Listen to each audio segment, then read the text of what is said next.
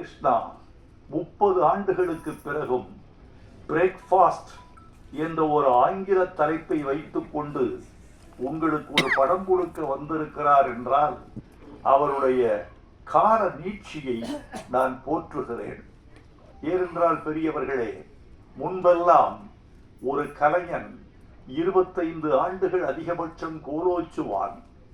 அப்படி 25 ஆண்டுகள் முடிந்த பிறகு அவன் மெல்ல மெல்ல ஓய்வு பெறுவான். அவன் மூளை மங்கிவிட்டது என்று பொருள் அல்ல, உடல் ஓய்ந்து விட்டது என்று பொருள் அல்ல. ஏன் ஒரு மனிதன் கலை உலகிலிருந்து ஓய்வு பெறுகிறான் அல்லது ஒதுக்கப்படுகிறான் என்றால் அது அவன் மீது கொண்ட பிழை அல்ல, அவனது திறமை குறைவு அல்ல. ஒரு சமூகம் அவனை விட்டு முன்னே போய்விட்டது என்று அர்த்தம். ஒரு சமூகம் இயங்கிக் கொண்டே இருக்கிறது.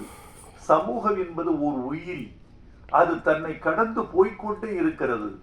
அந்த சமூகத்துக்கு பின்னால் அதன் வாளை பிடித்து கொண்டு, காலை பிடித்து கொண்டு, தோளை பிடித்து கொண்டு ஒருவன் பயணப்பட்டு கொண்டே இருக்கிற வரைக்கும் அவன் கான்டெம்பரரி என்று சொல்லக்கூடிய நிகழ்கால தன்மையில் இருக்கிறான். ஆனால் பல பேர் காலத்தை தவற விட்டு விடுகிறார்கள். காலம் மாறுகிற போது தானும் மாறிக்கொள்ளாதவனை காலம் கருணையில்லாமல் விட்டு விட்டு போய்விடுகிறது.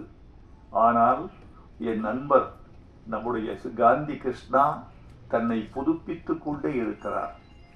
அவரோடு பேசினால் நேற்றைய சம்பவங்களையும் பகிர்ந்து கொள்ளலாம், நிகழ்கால சம்பவங்களையும் பகிர்ந்து கொள்ளலாம். செயற்கை நுண்ணறிவு, ஆர்டிபிஷியல் இன்டெலிஜென்ஸ் என்று சொல்லக்கூடிய இந்த செய்யறிவு 2900 என்ன நிகழ்வுகளை காட்டும் என்ற உண்மையையும் அவர் தெரிந்து கொள்ளலாம். தன்னை புதுப்பித்துக் கொண்டே இருக்கிற மனிதர், நல்ல கலைஞர் காந்தி கிருஷ்ணா. அவர் செல்லமே என்ற படத்திலிருந்து அவரோடு